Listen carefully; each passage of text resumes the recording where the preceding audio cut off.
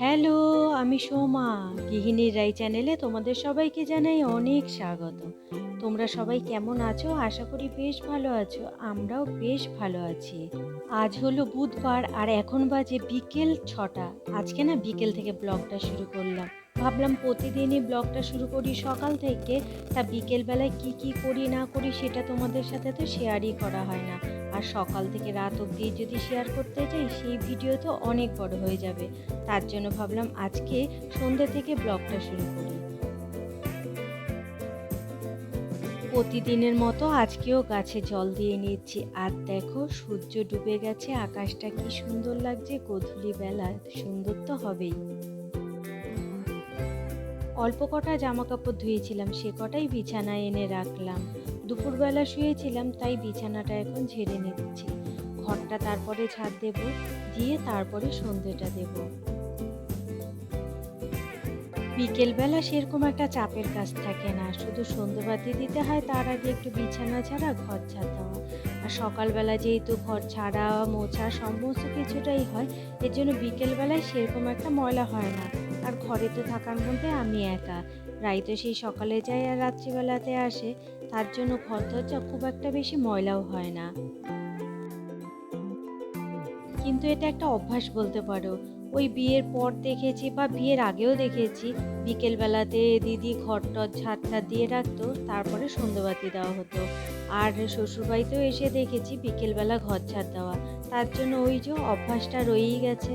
তাই আমিও প্রতিদিন সন্ধে দেওয়ার আগে একটু ঘরটা ঝাড় দিয়ে নিই, তবে খুব ভালোভাবে না, একটু সামনে দিয়ে একটু ঝাড় দিয়ে নিই। পুরো ঘরও না, ঘর আর বারান্দাটা শুধু ঝাড় দিই। রান্নাঘরটার এই সময়তে ঝাড় টাড় দিই না। তোমাদের সাথে গল্প করতে করতে ঘর ঝাড় দেওয়া হয়ে গেছে, চলো এবার জামা কাপড়টা চেঞ্জ করি, একটু সন্ধ্যেটা দিয়ে নিই।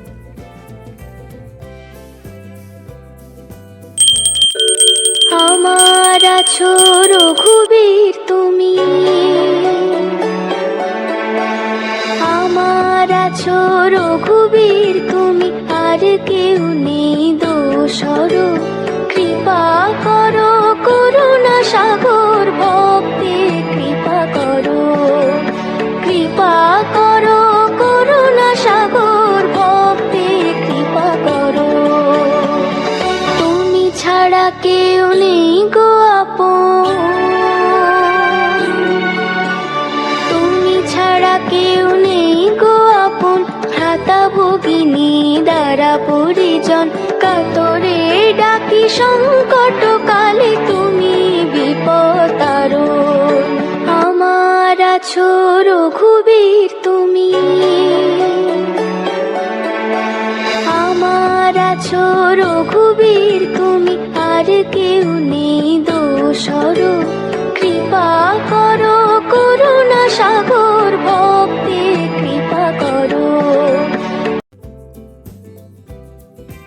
আগে সন্ধে হলেই নানা চিন্তা মাথায় আসতো, তবে এখন সন্ধে হলেই ধূপ আর ঠাকুরের গান, এটা যেন রোজের এক অভ্যাস হয়ে দাঁড়িয়েছে। আগে আমি এমনটা করতাম না জানো, সন্ধ্যের পর একা থাকতে হতো তো, আর কেমন যেন মনটা ভার হয়ে থাকতো। সারাদিন কাজের মধ্যে থাকলেও সন্ধ্যের পরে তো পুরোই একা, আর তখনই আসতো নানা ধরনের চিন্তা। কিন্তু যবে থেকে এই ছোট্ট অভ্যাসটা করেছি, মনে হয় মনটা অনেক হালকা থাকে। দিনের সব ক্লান্তি আর অস্থিরতার মাঝেও একটু শান্তি খুঁজে পাই। সকালবেলাতে যে জামা কাপড়গুলো কাচা ধোয়া করেছিলাম সেইগুলোই এখন ভাঁজ করে নিয়ে জায়গায় রেখে দেবো। তবে আজকে বেশি জামা কাপড় ছিল না, ওই আমার একটা নাইটি, চুড়িদার আর রায়ের 2-1টা জামা কাপড়। ব্যাস এই করলেই আমার আপাতত সন্ধ্যের কাজ শেষ। তবে না সন্ধ্যেবেলায় আজকে কিছু একটা খেতে ইচ্ছা করছে। সকালে না, ঠিক দুপুরের খাবারটা তাড়াতাড়ি খাওয়া হয়েছে, তাই সন্ধ্যেবেলাতেই বেশ খিদে পেয়ে গেছে। কিন্তু দেখি রাইকে ও কখন আসে না আসে সেই বুঝে তাহলে কিছু একটা বানাবো।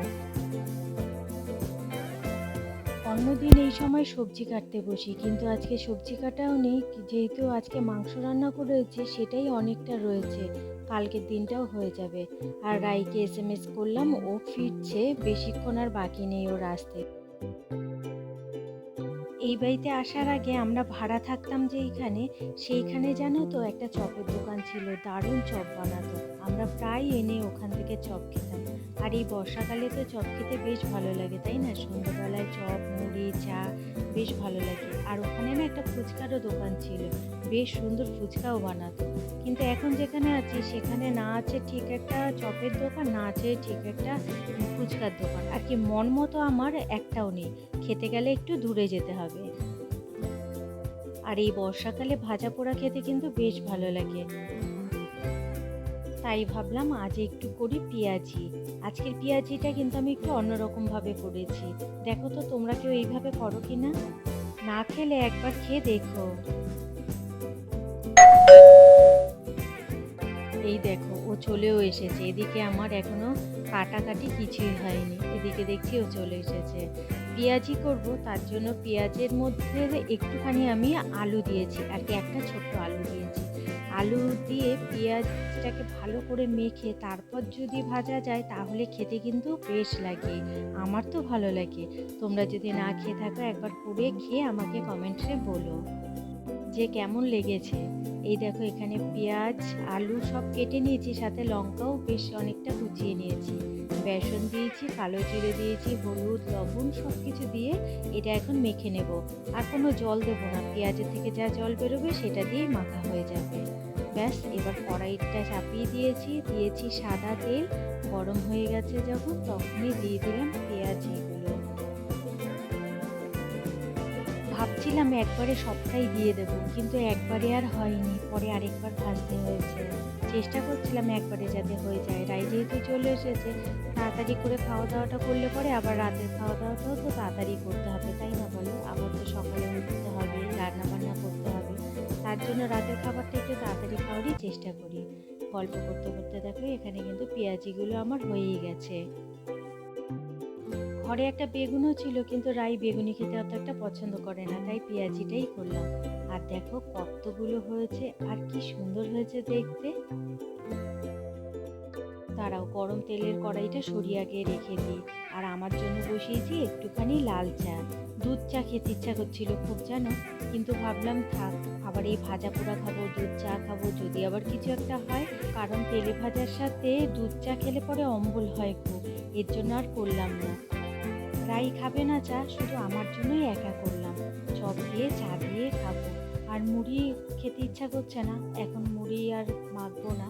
আর রাইও মুড়ি খাবে না, চপই খাবে শুধু বলছে। তার জন্য আর কিছু করলাম না এর সাথে। চলো, আমার একদম খাবার রেডি। এই দেখো তো এবার কেমন লাগছে দেখতে। চলো এবারে ঘরে নিয়ে যাই। আর এই দেখো অবস্থাটা, প্রত্যেক দিনই এরকম করে, অফিস থেকে এসে এইভাবে শুয়ে পড়বে। তারপর আমি বলতে বলতে ফ্রেশ হয়ে তারপরে আসবে। এই দেখো, ও নিয়েছে চপের সাথে আবার একটু মেয়োনিজ, আমি আবার একটু নিয়ে খেয়ে দেখলাম। আমার না চিজ, মেয়োনিজ এগুলো একদম পছন্দ না, এগুলো একদম খাই না, কিন্তু ও এগুলো প্রচণ্ড পরিমাণে ভালো খায়। তাই এই মেয়োনিজ নিয়ে বসেছে, চপ দিয়ে মেয়োনিজ দিয়ে খাচ্ছে, আর আমি চপ দিয়ে চা দিয়ে খাচ্ছি। দুজনের খাওয়া একদমই আলাদা। টিফিন করে নিয়ে তারপরে এই গাছপালা নিয়ে সব এখন ওপরে যাব, আর কি ছাদে যাব। কদিন ধরেই ওকে বলছি, তাও সময় করে আর উঠতে পারছে না, তাই আজকে বললো চলো আজকে যাই, আজকে গিয়ে দিয়ে আসি। আর আমার একার পক্ষে না এতগুলো টব নিয়ে বারবার ওপরে যাওয়া আসা সম্ভব না। তার জন্য ওকে বলেছি যে তুইও আমার সাথে যাবি, তাহলে অল্প সময় ওপর থেকে আসতে হবে আবার যেতে হবে। ও কিছুটা নিল আর আমি কিছুটা নিলাম। এই যে ও নিয়ে চলে গেল, চলো এবার আমিও যাই ওপরে। এই যে গাছ সব কটা আনা হয়ে গেছে। আর জানো তো কি হাওয়া দিচ্ছে, আর জবা গাছে এই দেখো কালকে একটা ফুল ফুটবে। আর জানো তো এই যে ফুলটা দেখছো, আমি না এটা ঘরে দেখিনি, আর কি ছিল যে ব্যালকনিতে এতগুলো কড়ি আর এই তিনখানা ফুল ফুটে আছে, আমি দেখিনি। তাহলে তো ঠাকুরকে আজকে দিতে পারতাম, আর দেওয়া হয়নি, দেখতেই তো পাইনি, দেবো কী করে। জবা গাছে কালকে একটা ফুল ফুটবে। আর এই বেল গাছটা নিয়ে হচ্ছে আমার চিন্তা, হাওয়াতে না ও কাতই হয়ে পড়ে যাচ্ছে। দেখেছো কেমন হাওয়া দিচ্ছে, তবুও কিন্তু খুব বেশি হাওয়া দিচ্ছে না। রাই ওকে ধরে রেখেছে ও যেন ভেঙে না যায়। দাঁড়াও, একটা কাঠ জোগাড় করে আমি নিয়ে আসলাম, লাঠি মতো আর একটা দড়ি। মাকে দেখতাম জানো তো, যেই গাছটা একটু কমজোরি থাকতো সেই গাছটাকে এরকম লাঠি দিয়ে আর একটা কাপড় বা দড়ি টড়ি দিয়ে বেঁধে দিত। আর এটা তো কম হাওয়া দিচ্ছে এখন, তাই এই বেল গাছটা নিতে পারছে না, কাত হয়ে যাচ্ছে। আর জোরে যদি হাওয়া ছাড়ে এই সাততলার ওপরে, আমার বেলগাছ তো একেবারে ঘাড় মোটকে ভেঙে পড়ে থাকবে এসে দেখতে। আর আজ হলো বুদ্ধ পূর্ণিমা, দেখো চাঁদটা কি সুন্দর লাগছে দেখতে। ছাদ থেকে নিচে আসার পর ময়দা মেখে নিয়েছি, আজ করব লুচি। তোমার ওই যে বললাম না সকালবেলাতে আজকে মাংস রান্না করেছিলাম, সেই মাংসই রয়েছে। এর আগে যেদিন মাংস রান্না করেছিলাম সেদিনই লুচি খেতে চেয়েছিল রাই, তা সেদিন কি কারণে যেন লুচিটা করে দেওয়া হয়নি। তা আজকে যদি আর লুচি না করে দিই তাহলে আর রক্ষা নেই, তার জন্য আজকে লুচি করতে বসে গেছি। আর আমি কিন্তু লুচি গোল গোল করে করি না, খুব কম সময়ই আছে যেটা গোল গোল করে করি। সব সময় এইভাবে চিকনভাবেই লুচিটা করি, তাতে না সময়টা কম লাগে আর কিছুই না। রুটির মতো গোল করে বেলে তারপর 4টে টুকরো করে নিই, ব্যাস তাহলে একবারে 4টে লুচি হয়ে যায় আর খুব তাড়াতাড়ি হয়ে যায়। এর জন্য আর কি এইভাবেই আমি বেশিরভাগ সময় করে থাকি। আর দেখো এই যে এতখানি মাংস রয়েছে, আমাদের মনে হচ্ছে কালকেও হয়ে যাবে, কারণ সকালবেলাতে আজকে ঠিকঠাক মতো আমি খাইনি, না সকালে না দুপুরে। এর জন্য মাংস অনেকটাই রয়ে গেছে, রাই শুধু একবার খেয়েছে আর একবার নিয়ে গেছে। এ আর এখনও যে খাবে, আমি কিন্তু আর খাবো না, কারণ আমি না লুচি দিয়ে মাংস দিয়ে একদম খেতে পারি না, আমি শুধুই খাবো। খাওয়া দাওয়া কমপ্লিট করে রান্নাঘর পুরো পরিষ্কার করে নিয়েছি, এইবারে ঘুমাবো। চলো আজকের মতো ভিডিওটা এখানেই শেষ করছি, তোমাদের ভালো লাগলে লাইক করে কমেন্ট করে দিও। চলো আজকের মতো টাটা।